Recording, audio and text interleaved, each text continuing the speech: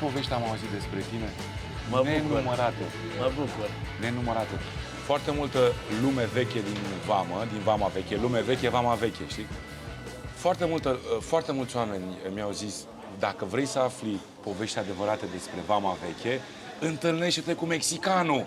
Și zic, ce legătură are mexicanul? Că el vine din Mexic. Nu vine din Mexic, e de aici e născut. Tu nu știi povestea mexicanului? Zic, nu știu. Păi, hai să te întâlnești cu el. Și de-aia zic, ce bine îmi pare că ne vedem la un pahar de vin. Și mie. Așa, chiar și mă bucur și o să vă povestesc cu drag. trebuie să-mi povestești că de-aia te-am vânat de telefoane. Zic, măi, vreau să vină mexicanul neapărat la masă. Vama veche, că noi facem povești despre vamă. Hai să începem cu începutul. Cum se numea, de fapt, vama veche? Care era numele ei? Adevărat, numele acestui da. sătuc Istoric. și istoria lui, el se numea Ilanâc. Ilanâc este un cuvânt turcesc. Da. Ilanâc, tradus în limba română, înseamnă șerpărie. Șerpărie. Da, de ce îi se spunea șerpărie? Prin faptul că înainte casele și gardurile erau făcute din piatră. Aha. Și se suiau Șerpii și stăteau la soare. Și acum acei șerpi și șerpoaicele mai ales nu stau la soare? Stau Am văzut șerpoaicele niște la soare. șerpoaice pe plajă, Foarte Doamne, frumoase, da. Cu piele aurie și așa mai Sigur departe. că da, Deci sigur. șerpărie se numea, Da. Deci tu ești de aici, de nu știu câte generații. Sunt nu? născut aici în 1968. Așa. Dar părinții tăi s-au născut aici? Mama mea este de aici, Mama ta este părinții de mei, aici. bunicii, Așa, tu ești din neam de Găgăuți. Găgăuți. Găgăuți, ce înseamnă o corcitură între bulgari, Așa. turci Da. și români. Tamam, am zis bine, Da, tamam. Eu vorbesc foarte bine limbile astea. Aha. Crescând cu bunicii, fiind nepoțelul lor, m-au învățat și pe mine. Ce tare. Da. Mai ții, adică sigur ții minte. Plus că cum era vama veche în copilăria ta? În copilăria mea, acest sat, Vama Veche, era un sătuc mic, Așa. haios, și pentru sufletul meu și în ziua de azi mi-aduc aminte cu drag despre el. Era un sat cu vreo 40-50 de case, Așa. care, într-un cuvânt, toți eram rude. Erau unchi, mătuși, verișori, frați, eram o comunitate, ca un grup, Ca o șerpărie. ca o șerpărie. De asta este și pătribea Ilanâc șerpărie. Deci erați toți legați, știi? Sigur că Mă, da. dar din câte am auzit eu, repede la prietenii mei vechi din vama veche, ai legături cu filmul, cu arta cinematografică, cu marii noștri actori. Sigur că da. Exact. Aici s-au turnat filme. Foarte multe. Am jucat și în filme cu Florin Piersic, am jucat și cu Dumnezeu să-i odihnească, cu Nicolae, cel care a avut cinematografia la 2 mai, cu am un lapte, domnul Nici eu nu mai știu. Da, Sergiu Nicolaescu. Sergiu Nicolaescu. Da. Da, Florin Piersic. Și Florin Piersic. Cum îți spunea când te te pup, mă, mexican, da. te pup, mă, ciocoflendere. El a stat în casa mamei mele prin faptul că s-a turnat filmul Zodia Fecioarei. Prin anii 62, 63, 64. Și parcă îmi ziceai tu, înainte de a ne vedea, că te purta pe umeri. Da, mă purta pe umerii lui și de fiecare dată când venea de la filmări mi-aducea ciocolățele cu scufița roșie. Ce și tare. cu lupul, da. Asta e amintire de neprețit. Da. S-a turnat Zodia Fecioarei. Așa. De asta l-am cunoscut când eram micuț. După aia, pe parcurs, au început să se toarne și filme istorice. Știu ceva legat de Faleze de nisip. Falezele de nisip cu domnul Victor Rebenciuc. Cu Victor Rebenciuc, da. Este turnat în curtea și în casa mamei mele. Ce tare, păi ai putea să faci un Am muzeu jucat acolo. în film. Poți să faci un muzeu acasă. Sigur că, cu drag. Am jucat în acest film, dar am așteptat cu mult drag să-l văd pe ecrane. Dar, din păcate, cred că bucățica unde am fost filmat s-a tăiat. S-a pierdut la montaj. S-a pierdut șerpișorul mexicanul. Da. Îmi spuneai ceva legat de un film pe care îl iubesc foarte tare, Nemuritorii. Da, așa Ce legătură ai tu cu filmul ăla? În primul rând, mi-aduc aminte cu mult drag că am jucat ca inițier, ca copil de trupă. Așa. Am jucat în filmul ăsta, s-a turnat exact unde este acum actuala pescărie, al lui domnul Dan. Și scena aia super tare cu când jucau armăsarii pe capetele lor, eu eram la câțiva metri. Nu cred. Da, dar Uite că... Caii erau ai tăi, ai familiei tale? Nu, caii erau aduși de la Hergheria Mangalia. ok. Și pe timpul acela, taică-miu era un bun crescător de cai și aveau grijă de ei la grajdurile CAP-ului. Aha. Și seara îi lăsa la grajdul CAP-ului și ziua actorii lua de juca în filme. Și voi erați un fel, sau tatăl tău era un fel de supraveghetor? Sigur că da. Mai ții minte melodia? Lasă, hai! Că ne întoarcem noi acasă. Lasă, că ne întoarcem noi acasă. Lasă! Sigur. Când îi se plimba lui Jean Constantin șarpele pe la nas. Pe la nas, dar... Păi șarpe, șerpărie, Sigur era că logic da. că trebuia să apară șarpe. Corect, din Vama așa Veche. este. Extraordinare momente pe care le-ai prins. Cu drag mi-aduc aminte. Extraordinare Le povestesc și copiilor mei. Că vorbeam noi la telefon, vorbeam despre faptul că, de fapt, Vama Veche a devenit un punct de atracție pentru artiști și pentru intelectuali. Sigur că așa a început să se dezvolte. Dincolo de faptul că aici s-au turnat filme, dar artiștii și oamenii din elita intelectuală au găsit aici un loc foarte îndepărtat de centrul comunist, de București, liniștit, unde marea valurile acoperă microfoanele SRI-ului și unde puteau să vorbească și să comunice în... Orice. Da, exact. Și pictori. Parcă îmi spuneai ceva de un pictor. Da, și în ziua de azi am câteva picturi în curte făcute de dânsul. De domnul Pamphile François. Pamphile François. Da, mi-a făcut un cowboy, tipule că sunt eu călare pe cal cu niște pistoale. Și aia casă? Da, o am pe peretele casei. Și mai am încă două peisaje, una cu ciocănitoarea Woody. Așa? Și unul cu Mickey Mouse. Toți îi spuneam, păi Mickey Mouse. Și mi l-a făcut și pe Mickey Mouse. Și în ziua de azi, cu toate că am zugrăvit casa de atâtea ori, dar pe alea nu le-am stricat. Am înțeles. În amintirea lui. Ce tare. Dar mai țin minte că veneau, eu l-am văzut pe Ștefan Iordache aici. Stăteau la mama mea. Gigi Dinică, pe Sigur. Ștefan Bănică senior venea aici. Da. Să făceau niște petreceri monstruoase. Sigur că da. Foarte buni și mulți actori veneau.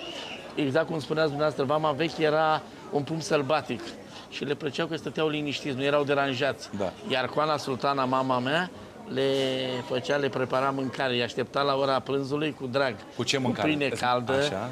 tăia cât un cocoșel din curte, le făcea o ciorbică de borș, așa, o plăcintă bulgărească, cârmale, baclavale, șuberecuri, toate preparatele astea bulgărești și turcești. Mama mea e o foarte bună gospodină. Uite, să știi că mă gândesc după ce... Și în ziua de astăzi, are 90 de ani. După ce bem vinul ăsta, vreau să merg la tine acasă să mâncăm un șuberec. Cu drag. Da? Cu drag. Deci cam astea erau mâncărurile, normal, cu influențe tătărești, turcești. Și în primul rând găgăuțești. Că noi suntem o comunitate de găgăuți, o amestecătură. Zi-mi o mâncare specifică vouă, care să n-aibă legătură neapărat cu mâncarea turcească sau cu... Bine, mâncărurile sunt legate între ele, da. Dar ceva așa, care ți-aduce aminte de copilărie, știi? În primul rând, mi-aduc aminte de pâinea pe care o făcea bunica la cuptor. Așa. De mirosea tostatul și ne strângeam toți copiii la gard. Așa. După aia mi-aduc aminte de plăcintele pe care le făcea, cârmale, baclavale, șuberecuri cu carne, cu brânză, plăcinte de mere sau plăcinte cu smântână. Noi, ca copii, vă dați seama că abia așteptam să scoată bunica din cuptor. Doamne! În ziua de azi le povestesc copiilor și soției și rămân așa... Surprinși. Da. Cum? Iar m-ați întrebat de un preparat care îmi plăcea. Da. Bunicul meu, Dumnezeu să-l ierte, îmi băga totdeauna cât un miel în pământ. Făcea un jar, făcea o groapă, făcea jar și acolo îngropa mielul. Și peste o jumătate de oră dezvelea... Asta e rețetă haiducească. Haiducească. Și toți ai casei, ai curții, serveam cu drag împreună cu bunicii și cu părinții. Ce tare! Știi că mă gândesc că poate că ar trebui la un moment dat o bucătărie din Vamă să aibă specific vechi, din Sigur Vama că Veche, da. adică Cu exact drag. mâncarea asta care este amestecată. Uite, vorbim cu Silvia Dumitrescu care a pus mâna pe calul nostru, adică... Cu drag. Măi, deci s-a făcut și noapte, mie să nu ne fure calul. Doamne ferește, să rămână Te pupăm, Silvia! Da. Așa, ce ziceai de... pe lângă pâine, spuneai tu că bunica ta îți făcea ceva special. Da, erau foarte bune preparate. Ne făcea ciorbă de ștevie cu carne de miel. Nu-mi zice că, mama, asta e felul meu favorit. Am să pun soția să vă fac. Te rog, deci ciorbă de ștevie cu miel. Deci... Sau ne făcea orez. Așa? Orez cu carne de vită sau cu carne de miel sau ne trimiteam după ploaie să adunăm melci. Aha. Și fierbea bunica și făceam cu orez. Asta deja este fantazie, este șmecherie, este aroganță să mănânci. Da. Și cum se spune în franceză? Escargot. Voi mâncați melci aici, cum mâncam noi acasă pe vremuri, pâine cu apă și cu zahăr. Da. Știi, când era sărăcia mare și nu aveam bani de dulciuri. Ce tare! Deci, Sau ne puneau în tură pe pâine cu sare. și cu boia un pic. Cu nu știu dacă boia, voi da, puneați așa, boia? da. Wow, sau Erau- cu usturoi așa frecat. Nu mai îmi cu curge, plomb. se face apă în gură. Să mâncăm și noi ceva. Zic, nu? Că tot, sigur. că ni s-a făcut poftă. Vorbeam la un moment dat despre denumirile vechi ale localităților de aici, din zonă, de pe malul mării. Limanul, cum se numea pe vremuri? Limanul se numea Carașcula. Caraș cum? Carașcula, Carașcula. da. Caraș... Cara înseamnă negru, șculatul. Ceva, era o poreclă mai mult. Dar ceva negru și? Și urât. Era Carașcula. Ceva negru și urât. urât, da. Dar ce putea să fie în Limanul ceva negru și urât? Că tu erai mic și umblai pe aici. Înțelegi? Denumire turcești. Erau... Am înțeles, am înțeles. Cine știe pe cine l-au poreclit sau... Exact, și a rămas numele, cum mi-a rămas mie mexicanul. Cu mexicanul, da. Deși tu n-ai nicio legătură cu Mexic. No, am o mică legătură. Când eram mic la școală, spuneam că când mă face mare, am să mă fac mexican. Și fii atent că ți-a lăsat mustață exact ca mexicani. Am avut și mai mari, dar Aha. le-am tăiat din cauza soției. Ce tare. Costineștiul cum se numea? Costineștiu, eforie lor de și ea se numea, numai puțin că am un mic lapte, Carmen Silva, Carmen Silva, da, după numele reginei. da, Carmen Silva Tuzlafar. După aceea, Hagienu era un sat în partea stângă, un sat turcesc care este și în ziua de azi, care nu și-a schimbat denumirea, Hagieni. Ghiringic, Chiringic. da, era o altă localitate Așa. lângă noi aici, tot cu denumire turcească, și Băneasa de Constanța, Chiuduc Harab, ăștia Da, Băneasa spre... către Ostrov. Către Ostrov, da. Da, și multe denumiri pe care le-au schimbat comuniștii când au venit la putere. Ce tare. Îți mai aduce aminte melodii din copilărie pe care voi le cântați când eram mici? Melodii de aici, din zona asta, Sigur, din da, Vamă. Da. Chiar am să vă cânt un cântec. Poți? Când Sigur eu că încerc da. să țin din... Oglan, neghiuzel oglan, oglan, neghiuzel oglan, oglan kızınım harap karsı, neghiuzel oglan, iara bu çoban, horabam kızım, iara bu çoban, neghiuzel oglan, iara bu çoban, oglanı kızını kalkı gidelim, oglanı kızını kalkı gidelim. Oglan, ne güzel oglan, iar bu cioban, ne güzel oglan. Bunica mea când eram mic. Dar ce înseamnă? Parcă ai zis ceva Oglan de înseamnă ghiuzel, ai zis ceva? frumos, un cioban, băiat frumos. Ghiuzel. Da. Vezi că mai știu și eu câteva Da. cuvinte în... Cal, gim. Scoală-te ca să mergem. El era cu oile, e un cântec ciobănesc. Îți mai aduce aminte de ritualurile pe care le aveați voi în viața de zi cu zi, știi? Sigur că da, am să vă povestesc cu drag. Când bătrânii satului venea ziua de duminică, se strângeau toți la șosea și fiecare bătrân Adică pe strada principală. pe strada principală, că nu era asfaltată, era pietruită. Abia începuse să vină sezonul. Cu copaci de parte și de Copaci alta. frumoși, Ce copaci da. erau? Pomi? Erau nuci, erau cireși, fiecare meri, Ce dar frumos. între 2 mai și Vamă erau plopi. Acum s-au tăiat, după Revoluție s-au tăiat. Și se strângeau bătrânii, Toți bătrânii acolo. sfatul bătrânilor, nu? Sfatul exact. Așa. Unul făcea floricere, altul aducea plăcintă, altul aducea vin, cana cu vin. Și după aia alții cânta la instrumente, cum ar fi trompetă, saxafon, acordion, care știa să bată. Și noi ne distram cu bătrânii la un loc acolo. Ce tare. Da. Deci era un fel de șezătoare. Sigur că da. Ce Fiecare venea cu ceva de acasă și pe lângă ce aducea, venea și cu nepoții, cu copii. Ne strângeam, făceam horă, dansam cu toții, duminica, ne distram. Era foarte frumos. Aveați vreun ritual legat de cum se ritualurile de primăvară, adică ritual de pețire, de știi cum flăcăii primăvara? Da, păi începeau... Oferă cadouri fetelor, Sigur știi? că da. Și începea discuțiile, mai cu seamă bătrânele, cine pe cine să ia. Deci erau pețitoare la voi? Sigur că da. Păi chiar mie mi-a zis, vezi când te însori să iei pe fata lucrutare. e de familie bună, să nu iei palul cu Tarescu. Că nu e de familie, Da. dacă nu e ce... Dar uite că nu a fost Și așa. voi vă întâlneați, adică băiatul și fata, Da. în anumite momente și unde trebuia să vă vadă lumea? Sigur că da. Adică n-aveați voie într-un locuri ascunse, gen undeva într-un colț de vamă, pe plajă și... Cel mai mult ne strângeam iarna la șezători, unde bătrânele, unele torceau, altele făceau ghemuri și ne făcea cu ochii, mai veniți încoace, și ne făcea lipeala, care cu care, da. Ce tare, ce tare. Și după aia venea nunta, nu? După aia venea nunta. Unde și cât petreceați? 2-3 zile, 2-3 nopți? nunta începea de joia. Începea să, părinții, eu când am făcut nunta, am avut în jur de vreo 200 și ceva de familii. Deci începea de joia să taie păsările, părinții, bunicii să pregătească vinurile la sticlă, scoteau din butoaie, țuica, veneau femeile din sat la jumulit, la opărit păsările, tranșau, alții pregăteau mesele, alții aranjau salonul, fiecare avea... Departamenturi. Sigur că da. Viața ta a fost legată foarte mult de cai. Da. Pentru că tatăl tău era crescător de... Foarte mare gospodar, am avut sute de oi, de capre. Deci crescător de Oi, animale, da. și oi, și capre, și Da, cai, și dar cai. mai ales iubea cai. Foarte mult. Tu ai călărit de mic, nu? De mic copil. Și am avut numai cai buni. Cai frumoși, cai care... Ce rasă de cai mai ținte? Sau... Am avut și englezi, am avut și trăpași, am avut și semigrei. Dar de ăștia tătărești, așa, știi? Am avut cai. Mongolezi, da? Micuți așa am Aia avut. micuți și rapizi, da. Aia sunt mai mult de munci care îi luam cu oile pe câmp. Puneam samarii, puneam saci cu porumb sau ce strângeam fiecare, lemne. Mai ții minte când a venit, adică stai că tu în 64 te-ai născut, nu? Sau...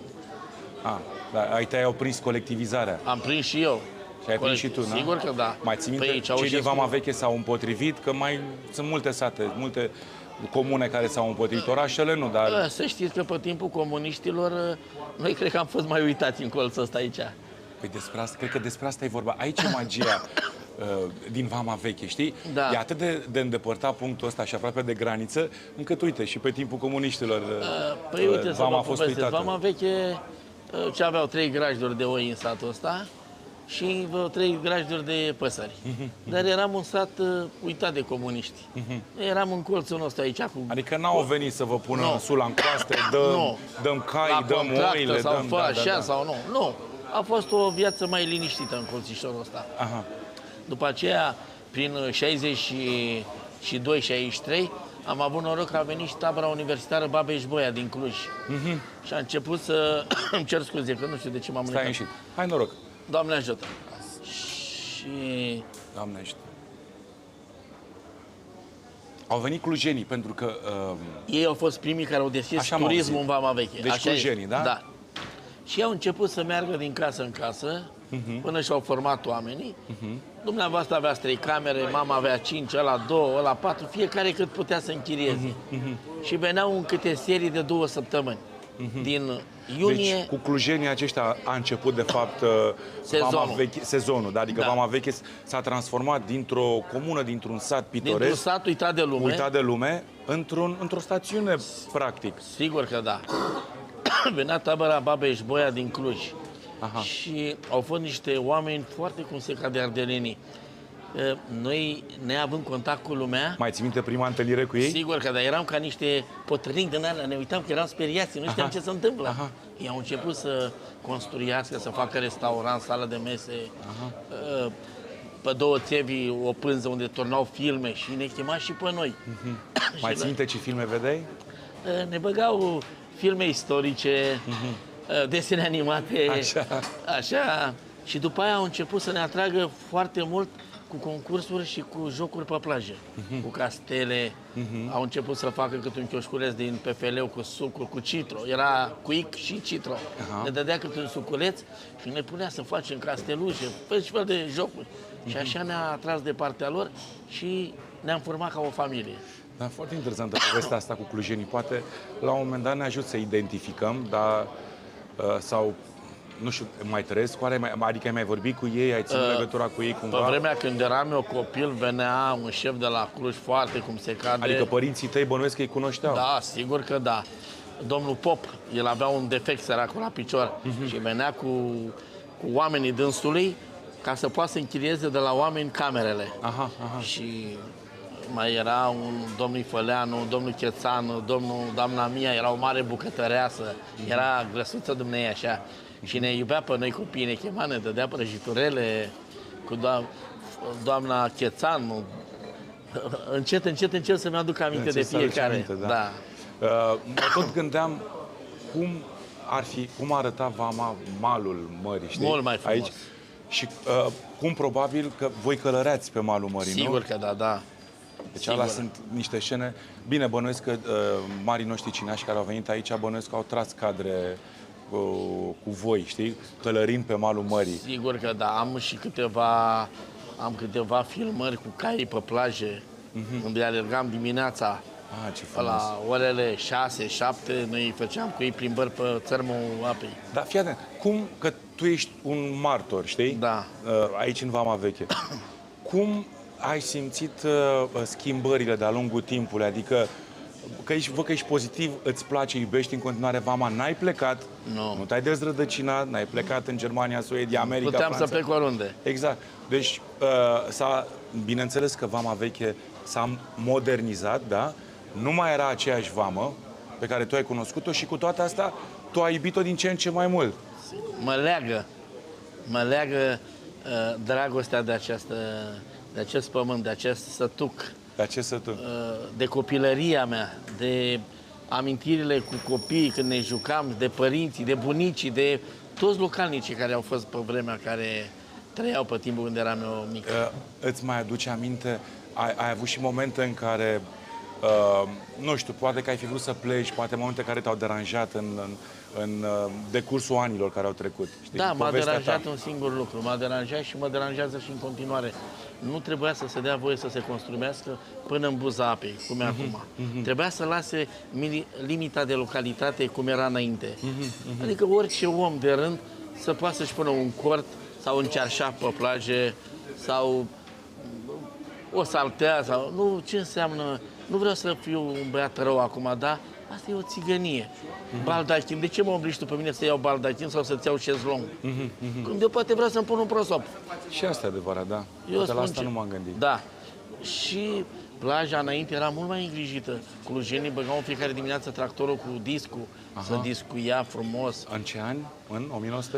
1969, 70, 70. Băgau tractoarele să niveleze... Da, și închileau de la fostul CAP-ul și venea dimineața, aveau angajați care strângeau algele, mătura plaja, o strângeau, o încărca la tractor și o ducea la rampa de gunoi. Era foarte curată. Adică erau organizați. Foarte mare organizație. Foarte, care mi-aduc cu drag. Și plaja era mult mai lată. Deci de la colsarul, de la cazemata pe care se vede, până la apă erau în jur de 50 de metri. 50. Apa a mâncat mult. Pe filmele când s-au turnat cu Jean Constantin, cu toate pânzele sus, sau cu Dumnezeu să-l odihnească răposatul, Sergiu Nicolaescu, sau mai multe filme, plaja era mult mai mare. Și se puteau turna filme.